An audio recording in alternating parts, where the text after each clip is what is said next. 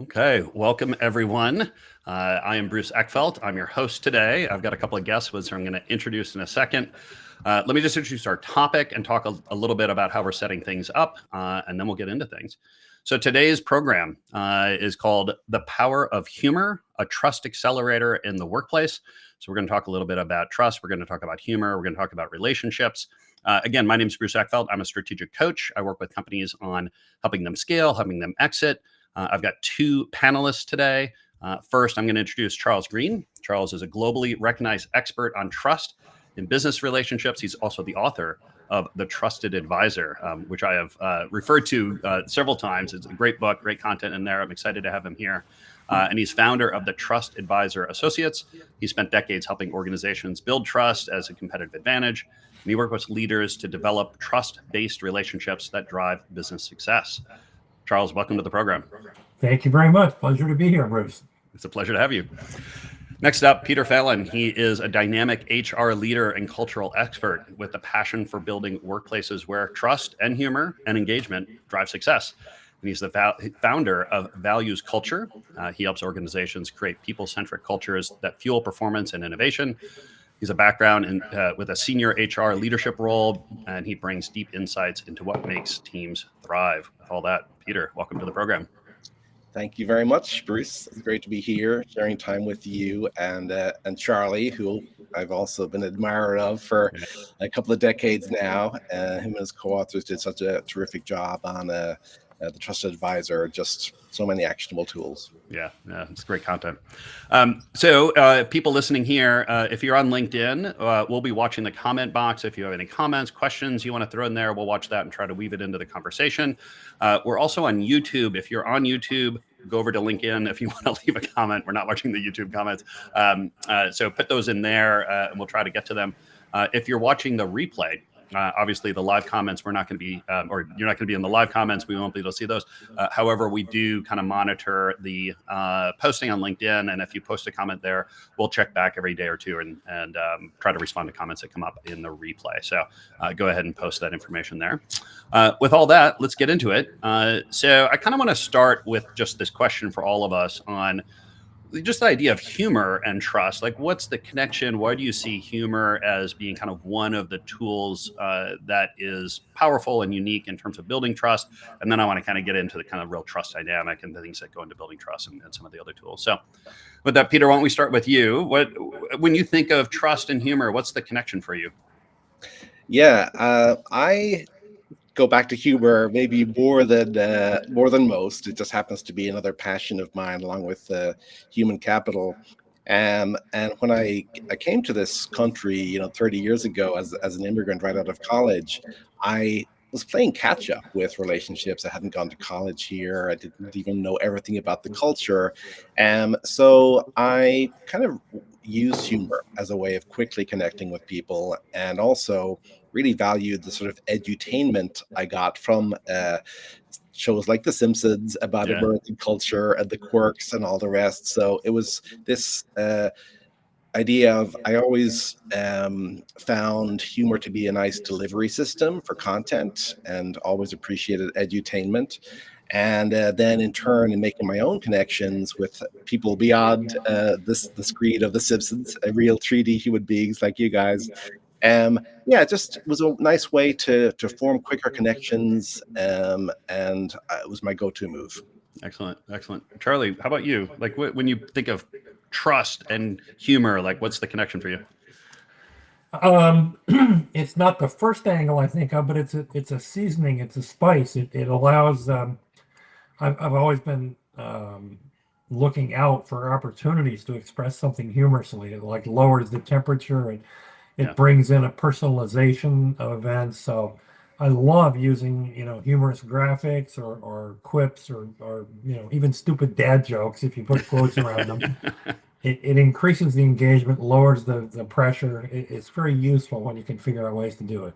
Yeah. Don't get me started on Chuck Norris jokes. That we could hear for the rest of the time. It's interesting. I always find humor really a unique tool, because it implies or it suggests a real kind of understanding, a nuanced understanding of situations, right? Like, when you can bring humor in the right way, it kind of indicates to the other person, like, okay, like I kind of get this, and I kind of get you, and I can kind of, make a comment that implies this kind of understanding about kind of the situation we're in or the experiences we're having. And yes, it needs to be used strategically, but when done right and done well in the right case, it can really bring another level of connection. Charlie, I wanted to ask you a little bit because of the work that you've been doing in this space. Let's talk a little bit about trust more generally, just so we kind of understand like how humor kind of plays into this, some of the other things. Give us your kind of take on trust from a relation dynamic point of view. How do you kind of break it down? Yeah. Well, thanks for the question. It's the right question. I often open most of my presentations with, let's start at real basics. What the heck is trust? How do we talk about it? Yeah. I would argue two things. Number one, we all have a good, solid, intuitive, implicit understanding of what trust is and how it works. However, two, we don't talk about it well. We have imprecise terms, we're vague, and when people try to get with precision around it, it ends up being fox sculpting. So here's a real simple three words: trust, trusting, and trustworthiness. That's a noun, that's a verb, it's an adjective. The noun, trust, is the word we use for the relationship of trust, like friendship, like love. I trust you, you trust me. What's the state of trust these days? That kind of thing. But trust, the noun, is made up of two players, a trustor and a trustee. In any interaction between two people, one person's doing the trusting, which means taking a risk, and the other person either is or is not trustworthy. So if you dive down, if you see ads, newspaper articles like "trust in banking is down," that's useless, because it begs the question: is trust in banking down because banks are less trustworthy, or because people don't trust banks? Which one is it? It's usually both. Yeah. But the point is, if you can't figure out which problem you're trying to address, good luck trying to solve it. And the essence of trusting is, as I said, taking a risk. So inadequate risk-taking abilities is very common in the professional services that I work with. They're all worried about making a mistake. They want to look professional, so they don't take any risks at all, which means no trust ends up happening. Or more commonly, the problem lies in trustworthiness. We'll get into what we call the trust equation, which catalogs the 4 different aspects of trustworthiness. That's a little easier to diagnose, but so there's a big picture. Those 3 words, I think, help make it more concrete. Yeah, that's helpful. I did. I run a couple of podcasts, and I have one on scaling service companies. And we were talking about kind of the nature of service relationships or professional services relationships. And I had Chris Voss on. Oh, yeah, great. It was interesting, and he broke down this idea of building trust through a series of delivered commitments. So he talks about negotiating with these situations where hostage taking situations, and he says he would do every call was, I'll call you back in 20 minutes. Right. And he would call back in 20 minutes, even if there was nothing new, there was nothing different. It's just like, okay, I'm just calling back like I said I were. Just want to let you know nothing's changed. We're still working on X. I'll call you back in 20 minutes. And just that regular routine of making a commitment and delivering that commitment was a fundamental tool for him of building trust in that situation. And you know what Chris Voss, by the way, who's great, what Chris Voss is doing there, he's leveraging one of the 4 components of trustworthiness, which is reliability. And he's absolutely right. It's the one of the 4 variables. It's the only one that actually takes time. You hear people say trust takes time. Actually, no, it doesn't, except for that particular one. Yeah. And you can leverage it like he does by making a series of small promises and then delivering on them. You do that after a while, people come to say, oh, this guy actually does what he says. People relax, chill out, and you begin to be able to get into some of these other aspects of it. But he's dead on about that one. Yeah. Peter, let's go to you and just kind of tell me a little bit about where you've seen kind of humor play out in terms of this kind of trust dynamic within organizations, either from a one-on-one point of view or just as organizations kind of develop a culture of trust. How does humor kind of play into this for you? Yeah, I'll start with a very vehement +1 on the point you just made about Voss and reliability, because that's an element of trust in organizations. So I do work with culture. I'm also an executive search person for heads of people, but my other projects are around culture. And one thing you want to avoid is cultural debt. So this is kind of like tech debt, except with the tech stack, if you did something kind of crazy just to get to the next milestone with an investor or a big client, chances are the tech stack will forgive you. Although with AI, maybe it won't. Yeah. But the humans who are kind of made promises to, and then those promises are broken, they will definitely remember. And that's getting into cultural debt. So it's a little bit like the reliability example where, promises are made, but then unlike Chris with the 20-minute phone call, the call doesn't happen, and then trust is degraded, and you get into this cultural debt situation where you're trying to dig out, and that just makes everything harder. Individuals' discretionary effort is falling off, But with the humor piece, I found it to be more of an accelerator, not so much with the reliability variable in the trust equation, but more so with the other elements. So there's one where intimacy is another factor. Okay. I'm getting ahead of Charles here on his amazing equation. But if you can gain a level of intimacy with a counterparty, then they'll be comfortable maybe revealing some weaknesses, maybe sharing their hopes and dreams, and they feel comfortable with you. It's one of the more ethereal elements of the equation, but still, you can pin it down. It's a comfort level, kind of exposing.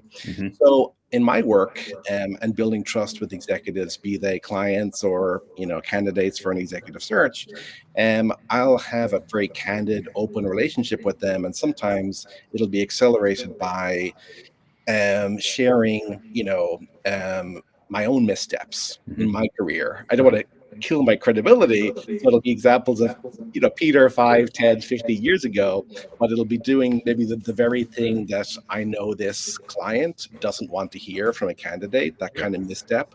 And I'll be like, oh, just so you know, candidate, this thing would drive the client crazy. I'll give you an example, and then it's me putting my foot in it a decade ago, and then that's a way of them, building trust by showing that I'm willing to show my own weaknesses to them. Yeah. Right. Yeah. Not to overanalyze this, but I do find that humor, usually is, how do I say this? Usually comes at an expense a little bit, and it's either like it's at my expense, like I'm sort of self-deprecating, or I make fun of myself. I can make fun of the other person, or I can make fun of a third party. Right? It's kind of the common enemy thing. And I'm curious, in this trust equation, like which ones of those are more or less effective, and why? Like, because I could certainly see situations where making fun of the other person, if the context isn't right and we don't have the right kind of level of relationship, right, would actually backfire. Yep. And the other way, like self-deprecation might not be a great strategy until certain times. I'm just kind of curious how kind of the different types of humor fit into this equation, and maybe I'm asking too advanced of a question. It's a great question. I'll have see if Charlie has anything to add after I quickly opine. Yeah, go for it. Another element of the trust equation that is accretive with trust is credibility. So that's the idea of just knowing your stuff. You're an expert in your field. And that a little bit gets at the point you made earlier, Bruce, where it's like, yeah, you're a sophisticated party in this conversation. I'm not talking about the class clown. Yeah.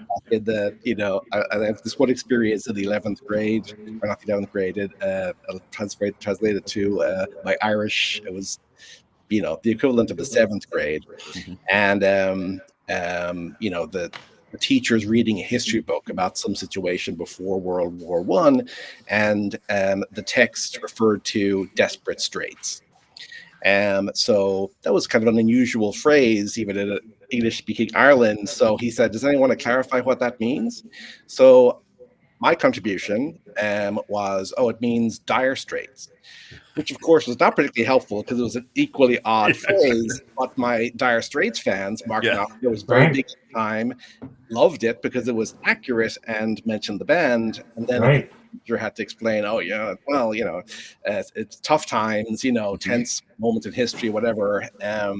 But I mean, not to be too self-praising of my 13-year-old self, but the other humorists in the class were making funny noises with their armpits and stuff.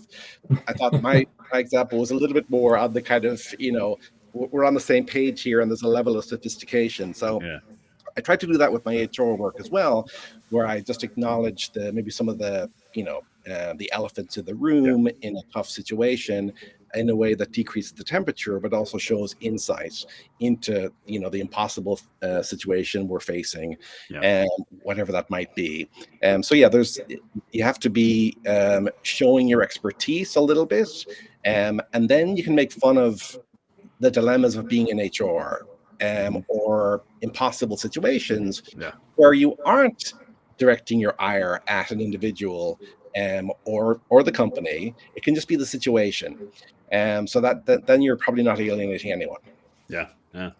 Charlie, your thoughts on this? Where do you see humor, kind of different Well, types of I, humor I coming in? would underscore one of the first things Peter said there, which is even structurally in my own work, when I do a keynote speech, I make sure that in advance the audience knows all the high credibility stuff. Harvard MBA, author, co-author 3 books, 20 years management consulting. And then the first thing I do when I get up on stage is tell a stupid story about myself.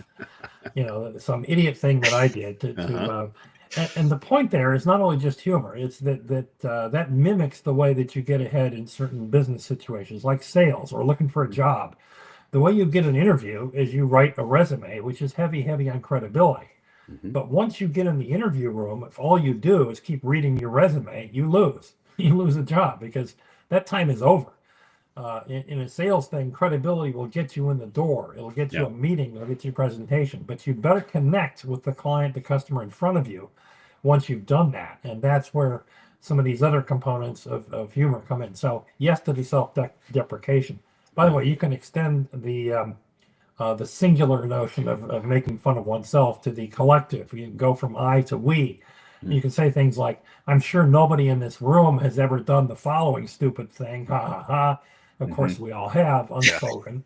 And then you proceed to tell a story and, wink, wink, nod, nod, raise your eyebrow here and there. Everybody's in on the joke, that kind of thing. Yeah.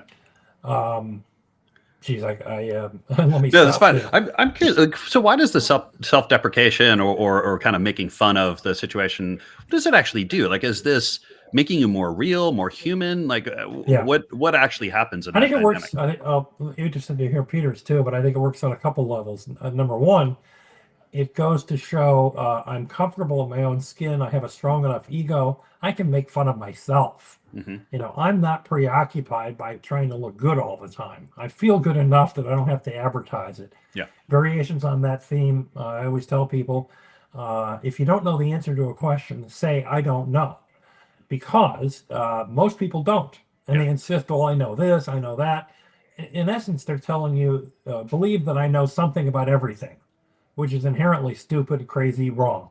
So I think if you're willing to admit, that you don't know something, it does a similar thing. It says, I know I'm not, the arbiter of everything. I know I'm not the wisest person on earth. That one I don't know. What else you want to talk about? It flips the script a little bit, but it indicates I'm comfortable with myself. I'm confident. We don't need to make a fight out of everything. Yeah. Peter, your take on this? Yeah, I would echo that exactly. You're comfortable enough in your own skin, and maybe as you let your guard down, you're also letting the audience let their guard down a little bit as well, because Right. none of the whole bubble of we're all omniscient, is quickly burst by your self-deprecating story, but because your credibility is so high because you're in that room for a reason, it doesn't diminish your value, that you're able to poke fun at some small thing or maybe some past thing. There's some kind of cushion. It's helpful with the self-deprecating humor. A different situation, a different time, but that was then. This is now. We're solving a problem together. Yeah. Any strategies or thoughts on how to kind of take the right approach to humor? I mean, I want to ask another question, which is where does it go wrong? But like in terms of like how you kind of size up a situation, like when to use humor. Like Charlie, you gave the idea or the example of getting on stage, right? And you're coming in with a certain credibility, certain people know about you, you've got a reputation, and in that case, that's a great strategy for kind of connecting with audience and stuff. Like how are there any guidelines, heuristics that you would use to kind of figure out where to apply humor and where not to apply humor in building trust, or types of situations, or at what stage do you need to be at a certain point before you can really bring humor into the situation? I want to hear Peter on this one first, and then react. So the one mention of the one element of the trust equation we haven't mentioned is the one under the line now, the trustworthiness kind of decreaser, which is self-orientation. Okay. So this is the one where in a business case, maybe, the salesman reveals that they have the reason why they're so motivated to give you this wonderful solution for your company by the end of the month is because there's a sales promotion and they get extra commission for doing so. Yeah. So that's a trust killer. But then on the humor front, if you're a little bit too, eager to get the chuckles and lose sight of the fact that your primary reason for being in the room together isn't humor, then humor could be a trust decreaser if you're just like cracking jokes and you don't just start with the one joke that Charles recommended after establishing, of course, the credibility, but you maybe haven't established the credibility, and then you start with 3 jokes, and it's like, why is this person here just to get their ego massaged by our laughing at their jokes? So it's definitely a garnish, not the main element of the meal. Think of it like the parsley or a little seasoning, because humor can go badly wrong if you start mocking individuals or groups willy-nilly. Then you're probably not going to be doing a very successful meeting, and you may be killing trust and killing the contract and your own reputation. So I think you kind of gauge a dynamic pretty carefully. You don't, in a new one-on-one meeting, you probably don't lead with humor, and that might be more for the keynote speaker to do their room dynamic thing. See how the mood is with the counterparties, and then if you see an opportunity to maybe decrease tension, accelerate connection with a little bit of safe humor that doesn't denigrate anyone or anything, then try it out. If it doesn't, really land, then, maybe you don't try it again for a while. But it's definitely something to, gauge carefully, and it can go wrong. Yeah. Right? Charlie, your thoughts on this? Yeah. I think here's a good general rule. I never thought of it this way, but if you're making fun of other people, don't. Stop right there. That's a non-starter. I mean, one of the interesting roles of the self-deprecation stuff that we talked about goes right back to the definitions of trust that I mentioned. The role of the trustor, that's the person that starts off a trust interaction. If all you do is passive, if you're virtuous, if you're very good on all the factors of trustworthiness, if you're credible, you're reliable, you're good at intimacy, you have low self-orientation, great. In sales, they call that aggressively waiting for the phone to ring. It's not gonna do anything for you. It's nice, but you're waiting. So what you want to do, if you want to establish trust, you need to figure out how to be an initiator. Well, you take a risk. One of the ways to do that is tell a self-deprecating story, which basically, it's like extending your hand first to shake hands. You say, all right, I'll share something silly about myself. I'll share something self-deprecating, and that invites the other person. Okay, he's already taken the hard step. He's already said the difficult thing there is to say, now I'll jump in and do mine. It's a little social ritual, and humor is a wonderful way to kick that off. But again, I think I'm struggling to think of ways in which making jokes about other people is a good tactic. I can't think of any offhand. It definitely seems dangerous. It does.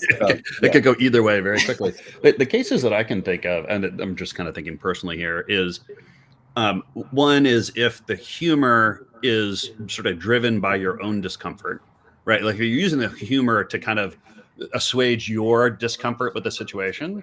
I find that's kind of a turnoff. Like when someone's like kind of using this self-deprecating humor because I can tell they're nervous or they don't feel confident and they're using it to kind of calm themselves. Then I get into this discomfort. It's like, oh, okay, all right. Like clearly they're uncomfortable. Now I'm kind of trying to manage their emotional state because they're uncomfortable. The other one I find is if I haven't, how do I say this? If I haven't developed some credibility with them, like I need some kind of reputation or context. Like if I come in just first thing is a joke. It's like, okay, look, I don't understand how to kind of take this joke because I haven't established kind of the relationship side of it. I think of those two things as being cases where I've been in where it's been uncomfortable for me on the humor side. I hadn't thought too much about the third party one.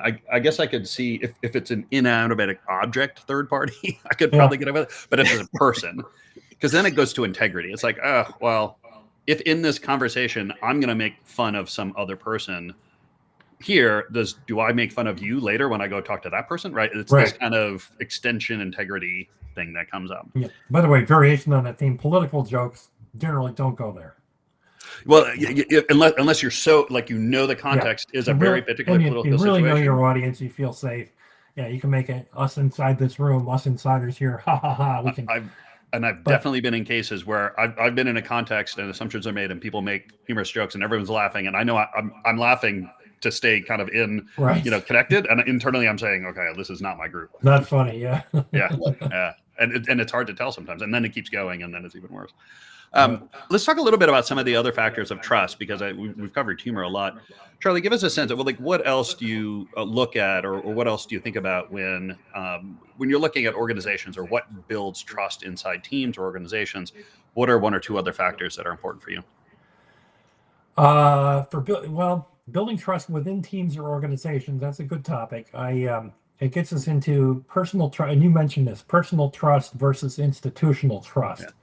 Yeah. Do I trust the Postal Service, or do I trust my mailman? And I would answer that institutional trust is thin trust. It's there. We use the word appropriately, but it's not nearly as strong or as deep as personal trust. So, for example, if FedEx delivers a package 3 times in a row, great. I say I trust FedEx. If they then blow it, I don't trust FedEx. That's pretty fast. So you hear the saying, it takes a long time to establish and a short thing to go away. It's only true of institutional trust. If I really trust my FedEx driver, like I know his name, he knows where to leave the package, maybe I know he has 2 kids, then if he screws up, I'll give him a break. Hey, that's not like you. We talked about this. I'll cut him some slack. Yeah. And I won't necessarily impugn FedEx for his mistake. Conversely, if I have that kind of relationship, I'm much more likely to trust FedEx. So more generically speaking, I think most of the world thinks the way to improve institutional trust is to put out ads and PR and communications. I would argue no. It's to make sure that all the people in that organization understand how to trust others and be trustworthy.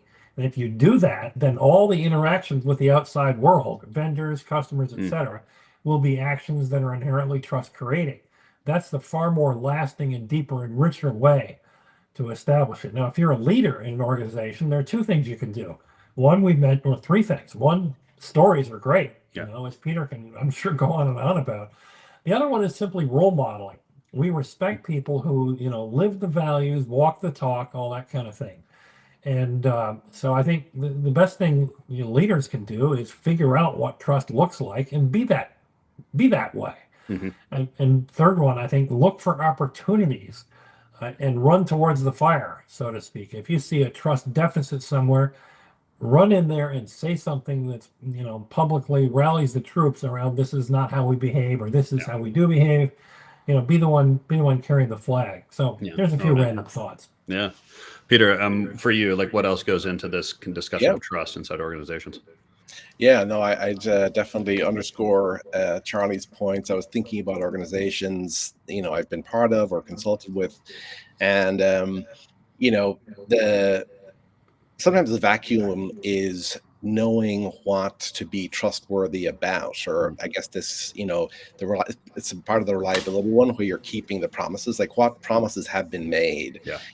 So if an organization has very specific values, then it can be easier to know when I should be, to Charlie's point, running towards the fire or not, because it's one of the things you said are really important to you is being violated or forgotten. Then that's a call to action.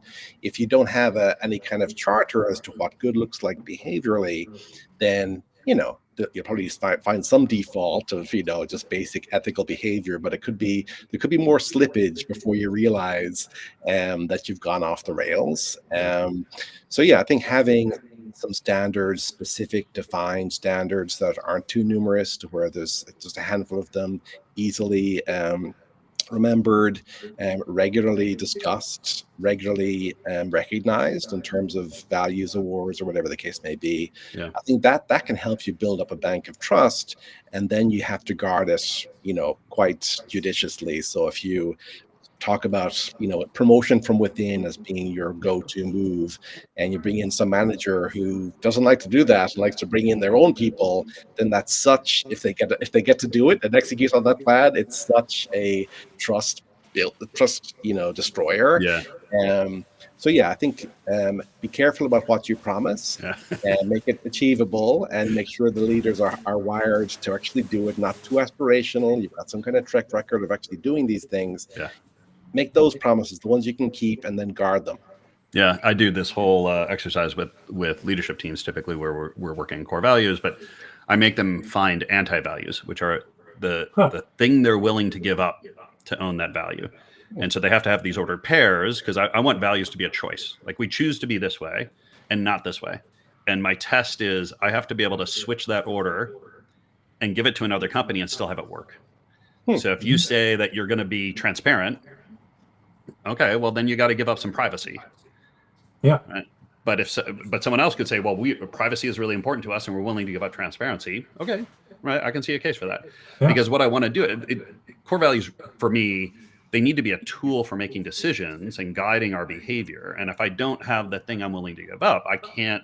Then it's just like honesty. I was, like, okay, well, what's the opposite? Like, honesty is it's a table stakes, right? Like, honesty is really important. Whereas if we're going to be really individually competitive, that's fine, but you're going to give up collaboration, right? And you could switch it and give it to someone else. And if they do that well, and they live that, then there's pain. They're going to suffer some stuff.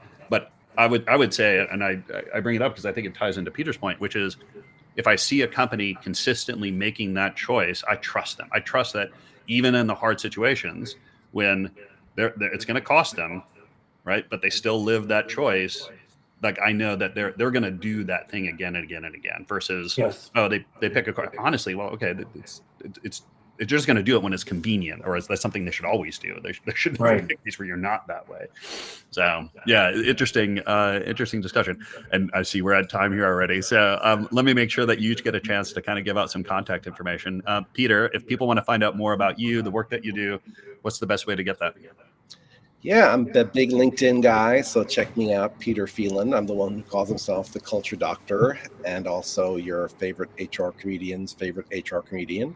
And I do a bit of that stuff too. So LinkedIn is my main social channel. Website is valuesculture.com, but start with LinkedIn. Perfect. And Charlie, how do people get a hold of you if they want to learn more? Two ways. One, I'm also on LinkedIn. I've got a newsletter now that I think of it called Breaking Good, which is a funny twist on Breaking Bad. I love it. Humor. Or more simply, email cgreen@trustedadvisor.com. And there's a website there too, which people can check out, trustedadvisor.com. Perfect. And if people want to get a hold of me, LinkedIn, obviously, here, and bruce@eckfeldt.com is my email address. Feel free to reach out. We'll make sure that all that information is on the LinkedIn page as well. So feel free to go there. And like I said, we'll be checking comments in the coming days and weeks. So if you have a comment, you have a question, throw it on there. We'll check it out, and we'll try to get back to you on that. But with that, Peter, Charlie, thank you so much for taking the time today. It's been a pleasure. Thank you. Pleasure. Likewise.